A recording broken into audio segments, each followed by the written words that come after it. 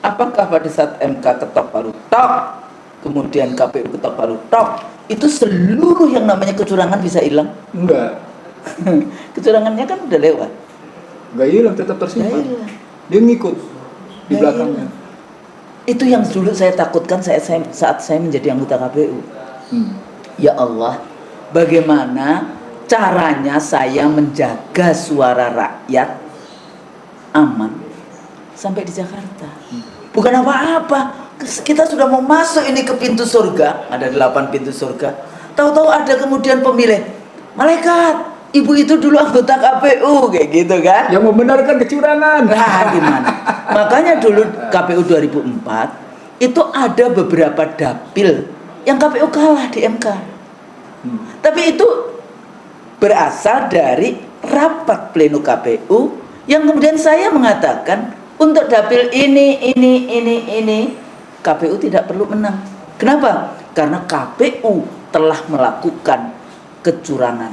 Yaitu apa? Mengganti hasil pemilu saat naik pesawat dari ibu kota satu provinsi ke Jakarta. Alhamdulillah saya sudah dapat data aslinya dari ketua KPU yang kebetulan perempuan kabupaten. Kemudian ketua KPU provinsi yang kebetulan perempuan. Yang seperti itu saya dapat. Jadi pada saat di KPU saya katakan dapil ini KPU nggak usah menang. Semuanya pada gimana sih fokus ini? Mahkamah Konstitusi adalah tempat terakhir KPU punya kesempatan memperbaiki kesalahan. Dan memperbaiki kesalahan itu mulia juga. Jadi sebetulnya kan kita manusia, kita bukan nanti pengadilan ilahi yang wah semuanya betul gitu, catatan malaikat kiri kanan kita itu betul. Enggak. Kesalahan itu biasa, cuma bagaimana cara kita memperbaiki sehingga kita bersikap adil. Prinsip pemilu adalah uber jurdil. Untuk bisa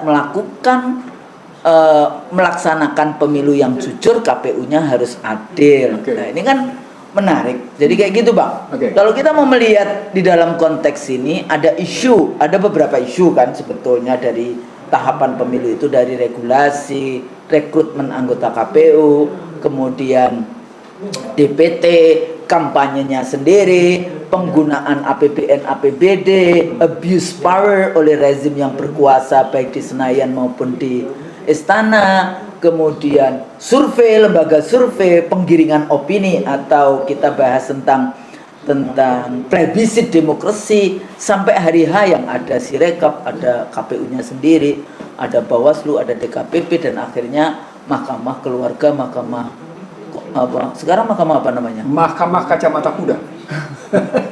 Selain itu, ya, kita mahkamah kalkulator, ya. Mahkamah keluarga, mahkamah kacamata kuda. Kacamata kuda. Ini Bang Nursi sudah ngomong hukum nih. Gimana itu yang namanya dalilnya mengatakan tidak ada nepotisme kayak gitu kan? Ya. Jadi di dalam pemilu itu ada selection, rekrutmen teorinya, kemudian ada election, yang rakyat yang memilih, one vote one person one value, popular vote, baru kemudian nanti delivery. Ya, kita waktu itu sudah bahas kabinet dan sebagainya. Kira-kira Bang Nursi mau melihat kita diskusinya kemana ini? Kita mau dialog di dalam konteks kita bahas itu. Kita mau dialog tentang norma versus angka. Norma versus angka. Sebenarnya bukan lagi mau bicara MK, tapi intelektual diskursus kita tentang norma versus angka. Akhlak ya, moral ya. Iya, di belakang. Adil, jujur. Iya, itu norma. Versus angka. Padahal waksaruhum layak kilun. Sebagian besar layak kilun, tidak berpikir. Jadi kalau kita bicaranya norma versus angka, beyond the norm is value, dan value terpecah dua antara moral dan etik. Moral basisnya agama, etik basisnya nilai-nilai di dalam masyarakat. Nilai dalam masyarakat bisa bersumber dari agama, bisa custom, bisa macam-macam. Tetapi ini kemudian ternyata dalam proses di MK dia dibenturkan. Ya, 5 hakim bicara angka, 3 hakim bicara norma. Ulang. 5 hakim bicaranya angka, gitu kan? Ya. 3 hakim bicaranya norma. Padahal sejak awal mereka sudah mengatakan sudah tidak mau bukan angka kan yang dibawa ke MK. Problem awalnya adalah kalau saya melihatnya peraturan Mahkamah Konstitusi yang memang kalau perselisihan hasil pemilihan umum itu perselisihan angka, memang bukan perselisihan norma. Dari aspek Bukan itu interpretasi bukan? Bukan. Karena di dalam konstitusi sendiri kenapa pakai prinsip pemilu dikatakan luber jurdil kalau kemudian kita mau mengatakan hanya angka? Itulah yang disebut dengan saldi isra. Tidak layak lagi Mahkamah Konstitusi cuma sekedar bicarakan hasil pemilihan umum tanpa bicara angka dan adil. Itu di maksudnya. situ. Makanya saldi termasuk yang 3 itu. Oke. Gitu. Makanya kalau Husnul masuk situ, saya akan mengajak Husnul, mengajak pemirsa semua.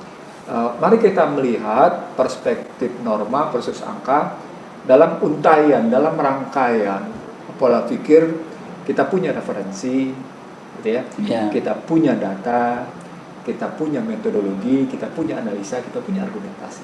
Kalau pakai bahasa sederhana Husnul, mari kita melihat norma dan angka dengan kacamata keilmuan. Tapi beyond that dengan keimanan juga. Iya. Nah, jadi teduh ada gitu. akhlaknya. Iya, ada akhlaknya. Benar sekali. Ada adabnya. Ya, ada. Kita kemanusiaan yang adil dan beradab. Mari kita Pancasila itu Pancasila betul, ya. betul. Nah, jangan lupa. Mari kita mulai sekarang membicarakan norm dalam perspektif pemilu merujuk pada nilainya. Nilai pemilu dalam perspektif ini sesungguhnya menggambarkan bagaimana proses peralihan kekuasaan yang didelivery kepada pihak yang dipercayakan, kan gitu kan? Namanya begitu. Pergantian kekuasaan, suksesi pemerintahan. Dalam perspektif besar adalah suksesi. Tapi dalam proses antara individu dengan yang dipilih adalah proses transformasi, proses delivery amanah. Proses delivery amanah, representasi. Nah, sementara kalau pakai teori representasi kan bisa teori delegasi, bisa mandat posisinya. Nah, tapi kalau kita bilang sekarang rujukannya adalah proses tadi, proses transformasi, proses suksesi,